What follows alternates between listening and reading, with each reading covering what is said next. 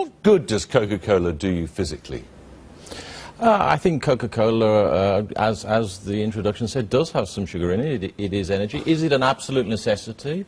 No, it's not. Millions of people enjoy it as part of their diet across the UK. Does have some sugar in it, you say? It does.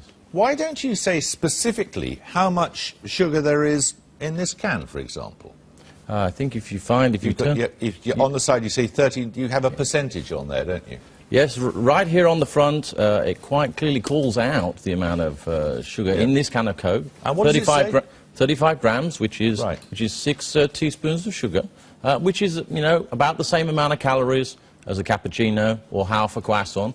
So there is calories. And actually, what we're doing is to say, look, the information is here. We want to actually promote and make sure people do. You imagine people know if they go to the cinema, and they get, this is a small one, and there are big ones here too. You go to the cinema and you get a jug of Coke like this. Do you think people have any idea how much sugar's in it? And maybe they don't. And I think one of the things we need to do... Look at this. 23 sachets of sugar in that single container, the equivalent thereof. Now, that is a staggering amount of sugar, isn't it? That is why we're very focused, as one of the things we're doing, on getting the information out there. We're not trying to hide the information behind what's in a Coca-Cola Classic. To hide it. But there's zero sugar in a Coke Zero. Well, clearly, it's called a Coke Zero. But the Coke Classic, look at this one here. There's 44 packets of sugar in this one. 44!